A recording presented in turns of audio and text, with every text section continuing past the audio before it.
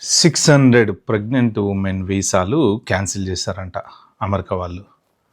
అసలు ఈ ఈ విషయము, ఈ పర్టిక్యులర్ విషయము ఎంత వైరల్ అయిందంటే, మొత్తం Indian news papers, even Telugu టీవీలతో సహా అసలు 600 మంది ప్రెగ్నెంట్ ఉమెన్ల వీసాలు క్యాన్సిల్ చేశారని అసలు మామూలుగా చెప్పట్లే మన దగ్గర న్యూస్లో.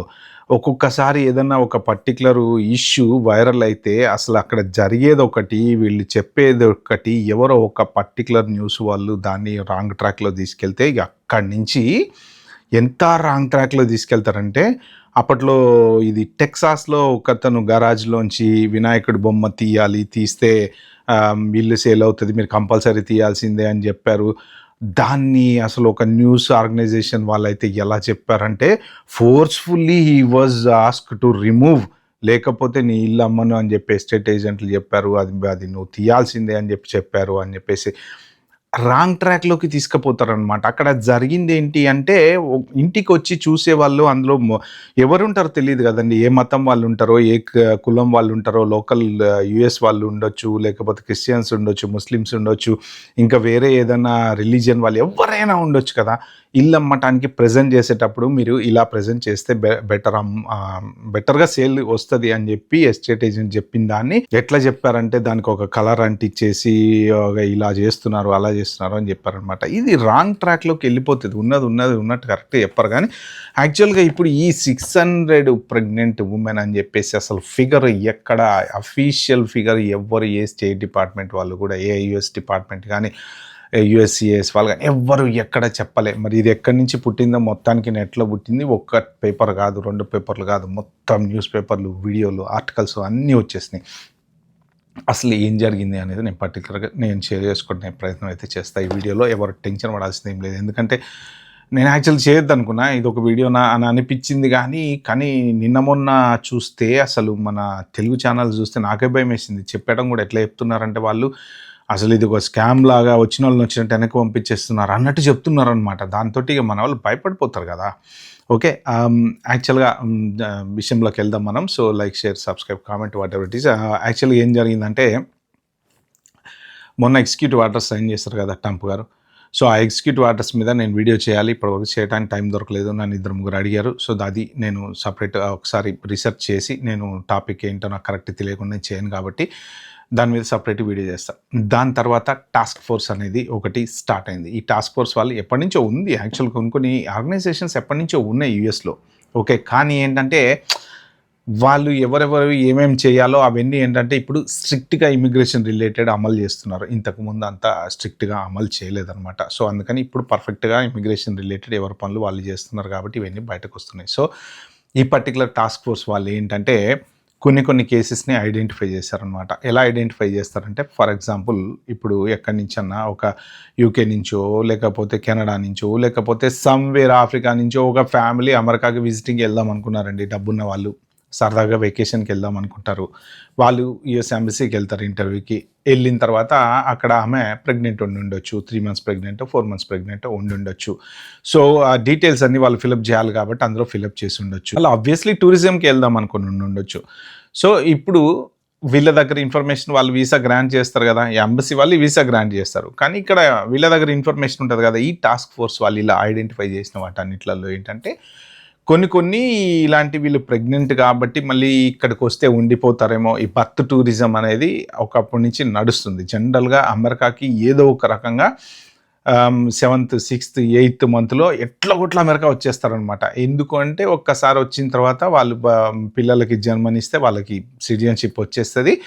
ఇక ఆ తర్వాత ఇక వాళ్ళు వెళ్ళిపోయినా, ఉన్నా, ఏం చేసినా, ఏమైనా 21 years తర్వాత ఆ పిల్లోడు మదర్కి ఫాదర్కి పిల్లోడో పాపో ఎవరో ఇద్దట్లో మదర్కి ఫాదర్కి స్పాన్సర్ చేస్తారు. వాళ్ళు ఇక వాళ్ళ ఖాందాన్ స్పాన్సర్ చేస్తారు. ఒక పెద్ద వటవృక్షం అనేది అమెరికాలో వచ్చేస్తుంది అనమాట. ఏంటంటే ఒక్కడి వలన ఎంత పెద్ద ఖాందాన్ మొత్తం అమెరికా వచ్చేస్తుంది. సో అందుకని చెప్పేసి ట్రంప్ ఏమంటాడంటే, చూడండి ఒక్కడి వల్ల ఎంతమందికి మనం ఇప్పుడు అమెరికాలో వాళ్ళకి ఇల్లు ఇవ్వాలా. జనరల్గా ఇల్లులు కూడా అందరికీ అవసరమే కదండి. ఇల్లు ఇవ్వాలి, జాబులు ఇవ్వాలి, వాళ్ళని పోషించుకోవాలి. ఒకవేళ వాళ్ళకి ఏ ఫెసిలిటీ, ఇప్పుడు డైరెక్ట్ వాళ్ళు గ్రీన్ కార్డ్ అప్లై చేస్తున్నారుగా, మరి వాళ్ళకి ఇవి కదా పబ్లిక్ ఛార్జ్ ఉంటుంది కదా. రేపొద్దున హెల్త్ బాగాలేకపోతే గవర్నమెంట్ డబ్బులు ఇవ్వాలి, మెడికేర్ ఇవ్వాలి. మరి ఇన్ని ఫెసిలిటీస్ ఒక్కడు పుట్టడం వల్ల అమెరికాలో ఒక అమ్మాయో అబ్బాయో పుట్టడం వల్ల మొత్తం ఇంతమందికి ఇన్ని facilities government tax payer money ఇచ్చి వాళ్ళని పోషించాల్సి వస్తుంది. జనరల్ జాబులు చేసుకునే వాళ్ళు వేరు, జాబులు చేసుకుని నో ప్రాబ్లం, 20% వాళ్ళు ట్యాక్స్ కడతారు కదా. ట్యాక్స్ కట్టకుండా వీళ్ళంతా ఈ పబ్లిక్ బెనిఫిట్స్ అంతా క్లెయిమ్ చేసుకునేటువంటి సిచ్యువేషన్లో ఉంటే ఇది ట్యాక్స్ పేయర్కి నష్టము అనేసి ట్రంప్ వాదన అనమాట. సో అదే ఆయన కోర్టులో చెప్పింది కూడా. కానీ కోర్టులో కూడా వాళ్ళు ఏం చెప్పారంటే, నువ్వు ఎన్నైనా చెప్పు, ఈ అమెండ్మెంట్ 14th అమెండ్మెంట్ రూల్ ప్రకారం పోవాల్సిందే, నువ్వు కావాలంటే అమెండ్మెంట్ మార్చుకో, కాంగ్రెస్లో బిల్లు పెట్టుకో, చేసుకో అని అన్న తర్వాతనే ఇప్పుడు ఆయన ఎగ్జిక్యూటివ్ ఆర్డర్లు అనేవి సైన్ చేస్తున్నారు. సైన్ చేసిన తర్వాత ఇప్పుడు ఏంటంటే ఎవరైనా సరే ప్రెగ్నెంట్ ఉమెన్ అనేది యుఎస్కి రావాలి అంటే అది regardless of B1 B2 visa అవ్వచ్చు, H1 వీసా అవ్వచ్చు, ఏ వీసా అవ్వచ్చు, ఏంటంటే వాళ్ళు రానివ్వట్లేదు. అది మెయిన్ అనమాట. అట్లని చెప్పి 100% అడ్డగిస్తారు, చెక్ నేను రాణించేది లేదు, సమస్య లేదు అని అంటలేదు. కేస్ బై కేస్ డిఫరెన్స్ వాళ్ళకి తెలుస్తుంది కదా. హై రిస్క్ కంట్రీస్ ఏముంటాయి, కొన్ని ఓన్లీ ప్రెగ్నెంట్ ఇక్కడ డెలివరీ చేయడానికి వచ్చేటువంటి కంట్రీలు ఏముంటాయి, లేకపోతే నాన్ ఇమిగ్రెంట్ వీసాల మీద వచ్చే వాళ్ళు ఎవరు ఉంటారు, లేకపోతే H1 మీద వచ్చే వాళ్ళు ఎవరు ఉంటారు, లేకపోతే ఇలా జాబులు ఉండే ఇలా అన్ని డీటెయిల్స్ వాళ్ళ దగ్గర ఉంటాయి. సో దాని ప్రకారం రాణిస్తారు. ఇప్పుడు ఫర్ ఎగ్జాంపుల్ ఒక H1B వీసా వచ్చింది ఒకతనికి, వైఫ్ 3rd month ప్రెగ్నెంట్ ఉంది, ఫ్యామిలీతోటి ఆయన వెళ్తున్నాడు జాబ్కి, ఎందుకు ఆపుతారండి? దాంట్లో బర్త్ టూరిజం ఏం లేదు కదా. ఆయనకి జాబ్ వచ్చింది, కంపెనీ ఆఫర్ ఇచ్చింది, వెళ్తున్నాడు, ఏ రకంగా ఆపుతారు వాళ్ళని? ఆపలేరు. కానీ అదే పర్సన్ B1 B2 వీసా మీద వెళ్తున్నారు, ఆమె వైఫ్ వచ్చేసి 6th month 7th month pregnant, America చూద్దామని వెళ్తున్నారు, ఈ సిచ్యువేషన్లో ఆపొచ్చు, ఛాన్స్ ఉంది. ఎందుకు అంటే ఏమో తీరా అక్కడికి వెళ్ళిన తర్వాత ఉండిపోవచ్చేమో. ఇప్పుడు 6 నెలలు కదా, ఇప్పుడు ఆమెకు 5వ నెల 6వ నెల అనుకోండి, విజిట్ వీసాకి ఎన్ని నెలలు ఇస్తారు? 6 months ఇస్తారు స్టే ఎగ్జాంపుల్కి. ఇప్పుడు తగ్గించి ఇవ్వచ్చు, బట్ రఫ్లీ మరి 6 నెలల్లో ఆమెకు డెలివరీ అయిపోతుంది కదా.